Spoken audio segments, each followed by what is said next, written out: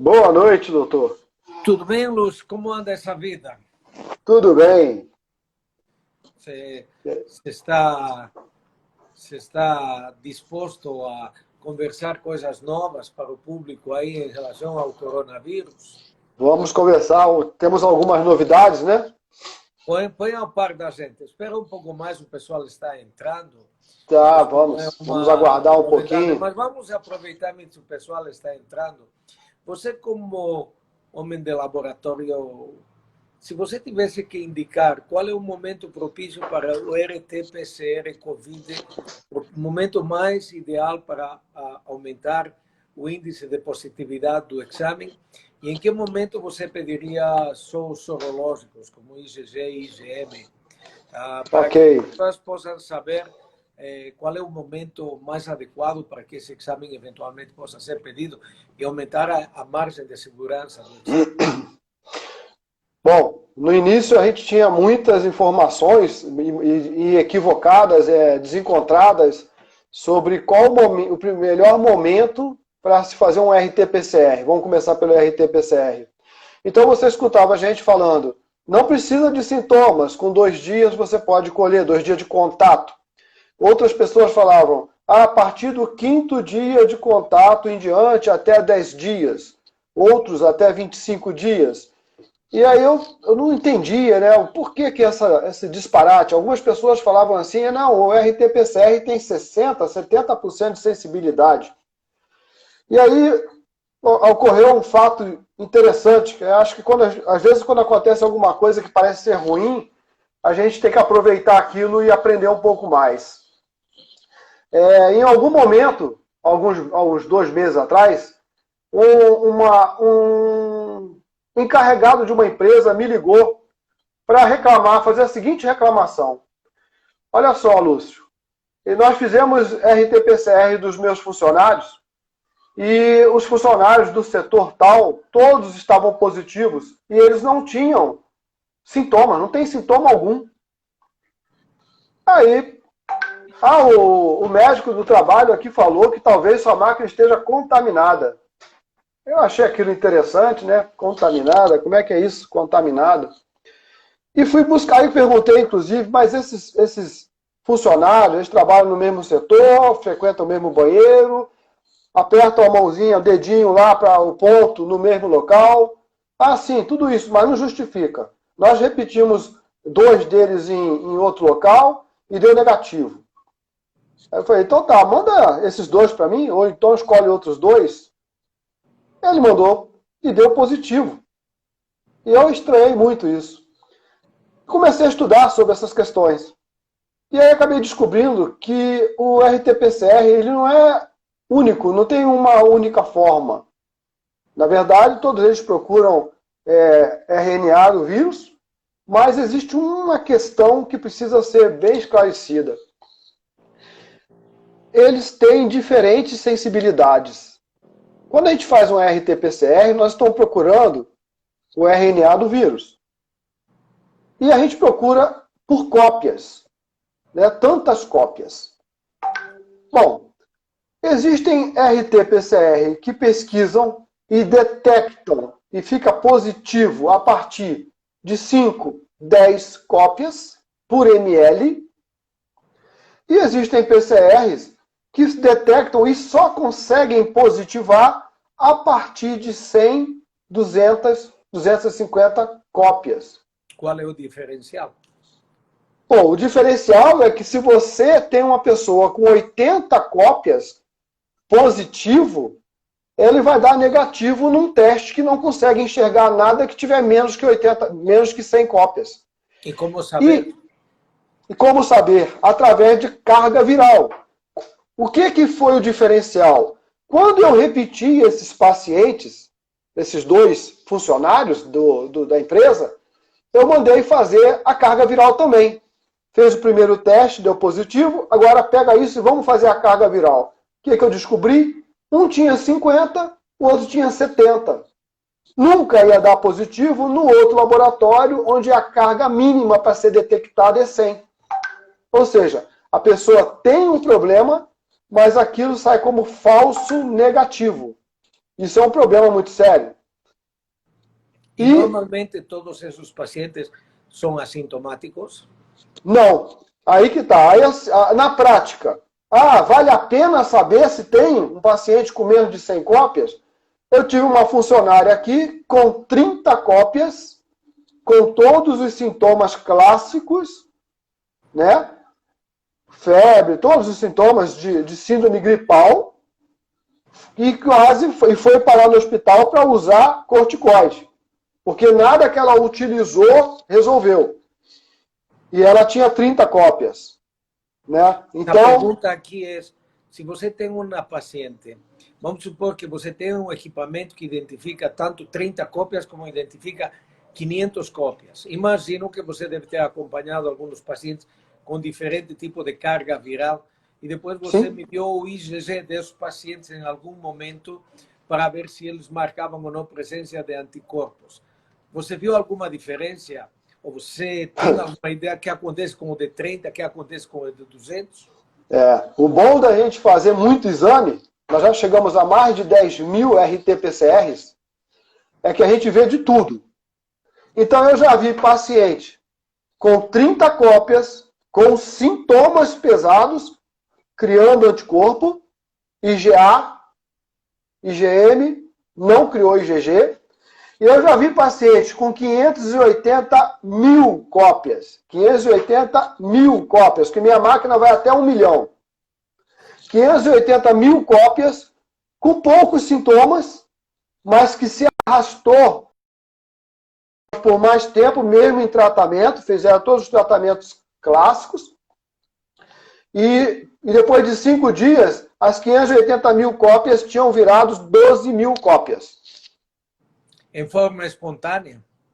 Não, utilizou medicamento. Começou usando ivermectina, usando Azitromicina, etc. azitromicina, né? E usou também a hidroxicloroquina. Então, Tá? poderíamos, como você cabula o que eu tenho visto, principalmente em pacientes jovens, pacientes com menos de 40 anos, que desenvolveram o Covid, fizeram um RT-PCR positivo, não foi feito carga viral neles, tiveram uma sintomatologia muito leve, praticamente assintomáticos, mas um mês depois apresentaram falta de ar.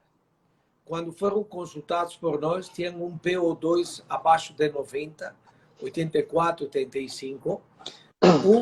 Você fazia uma tomografia um mês mais tarde, outros foram 6 semanas mais tarde, e a tomografia ainda mostrava as alterações em vídeo fosco, e nesses pacientes nós vimos obrigados a fazer uma combinação de corticoides, vitamina C, com propriedades predominantemente antioxidantes. Em 5 dias, o PO2 dos pacientes passou de 90%, melhorou a falta de ar. Em um desses pacientes jovens, tivemos que fazer até uma betametasona intramuscular. Em 24 horas, ele melhorou o PO2. Você acha que esses pacientes ainda têm carga viral? Porque o que a gente tem visto é paciente fazendo IgG e IgM, e depois de um mês dele ter se exposto, ele ainda apresenta os dois positivos. Como interpretar isso? Ele ainda tem vírus e ao mesmo tempo tem a resistência? Pois é, esse é o grande problema dos anticorpos para a Covid. O que tem acontecido? Eles não seguem uma regra da imunologia que a gente aprendeu. Primeiro, nem sempre a IgM aparece antes da IgG. Nós temos muitos pacientes com a fase aguda gerando IgG, gerando IgA e não gerando IgM, que só aparece mais tarde. E o pior, ela aparece mais tarde e muitas vezes ela se torna arrastada, vai até 90, 120 dias sem doença. O que o senhor falou, muitas vezes não está ligado mais à presença do vírus, e sim à herança que ele deixou. Ele startou um problema imunológico, inflamatório, que o corpo continua trabalhando e talvez sem presença de vírus. Isso é possível, porque se a gente se fiar na IgM como um marcador de doença aguda, tem gente que não vai voltar para trabalhar nos próximos 6 meses e não tem vírus mais. A IgM se torna uma IgM residual, uma cicatriz, e não é uma boa marcadora. Então, antes eu falava assim, ó, não use anticorpo para tentar ser precoce no diagnóstico. Ele não é precoce. E agora também, não use um anticorpo para tentar liberar o seu paciente, porque ele já está bom, ele só tem anticorpo residual. Então, em que momento você sugeriria utilizar o IgG e IgM, o sorológico? Qual seria o momento ideal para ser usado no processo evolutivo de um paciente? Você usaria, por ele ser mais barato, no diagnóstico primário? Ou você utilizaria ele mais para ver o processo evolutivo da doença? E usaria o RT-PCR no processo primário? E como tem que ser pedido o qual quantitativo desse RT-PCR? Porque quando a gente pede RT-PCR, eles só mandam o qualitativo, nunca mandam o quantitativo. Tem que ser feito RT-PCR quantitativo de Covid? Bom, primeiro, os anticorpos eles não deveriam ser usados para diagnóstico. A própria OMS, a OPAS, a gente tem um documento para diretrizes de laboratório no Covid. Eles desaconselham a utilizar anticorpos no momento onde está tentando barrerar o vírus. Porque eles não se comportam de uma forma coerente, então não ajudam em nada. O senhor me perguntou, quando que eu faria um anticorpo? Para matar minha curiosidade se eu tive, caso eu crie um anticorpo. O Lúcio aqui, há 70 e poucos dias atrás, teve RT-PCR positivo e até hoje eu não tenho IgG, não tenho IgA, não tenho IgM. Então, nem todo mundo vai produzir também. Tá? Mas isso não quer dizer que você não tenha imunidade. Não, porque a gente pode ter imunidade inata e eu gostaria muito que o senhor explicasse para o povo sobre imunidade inata e como mantê-la. Porque isso é importante. Termina teu raciocínio. Então, hoje, anticorpo serve para você saber o seguinte. Eu gerei anticorpo no momento passado porque ele foi feito para investigação epidemiológica histórica. Eu quero saber se o paciente está com Covid. Aliás, na verdade, tem a diferença entre Covid e SARS-CoV-2. Eu quero saber se o meu paciente está com SARS-CoV-2. Ele está apresentando síndrome gripal, que eu vou classificar como Covid, caso tenha vírus envolvido, o vírus SARS-CoV-2. Aí eu faço RT-PCR. Não precisa de sintoma, não precisa esperar, tem que ser no máximo em 10 dias, até porque se o cara tem sintoma durante 10 dias e ninguém fez nada ainda de exame, está passando muito tempo, né? Porque, de repente, ele pode ter uma pane inflamatória, né?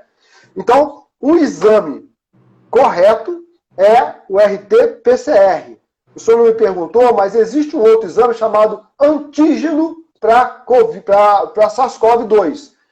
Cuidado com ele. Ele é muito bom quando ele dá positivo. Deu positivo, ótimo.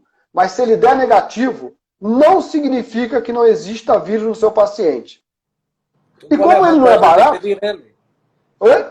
Qual é a vantagem de pedir ele em lugar de pedir o RT-PCR? Se você estiver lá no Alto Xingu, se você estiver no deserto do Saara, onde não tem equipamento, você não tem jeito, usa ele. Isso é muito frequente, sim. Tudo bem. Entendeu? Você tem conferido reação cruzada na resposta imunológica, por exemplo, com influenza e com outros tipos de Covid que já fomos expostos, faz 65 anos que somos expostos ao coronavírus em suas diferentes modalidades. O que se tem identificado neste em especial é que ele tem dois tipos de proteínas, né, Lúcio? Dois tipos de proteínas que dão a resposta antigênica. Sim. Uma chamada NP e outra acho que chamada BDP ou alguma coisa assim. A NP parece que dá antigenicidade definitiva e BNP parece que desaparece em um período muito curto. Vocês têm visto imunidade cruzada? Vocês têm estudado essa possibilidade de imunidade cruzada? Não, a gente não tem estudado isso, mas a gente sabe que pacientes que estiverem com dengue, você vai ter IgM positiva falsa. A dengue está reagindo, né, a IgM do dengue. E o Zika? Zika também. IgM e Zika. E também você tem outro problema. Quando você tem uma vacinação muito próxima, você pode gerar um falso positivo também. Como foi feito com H1N3. H1N1,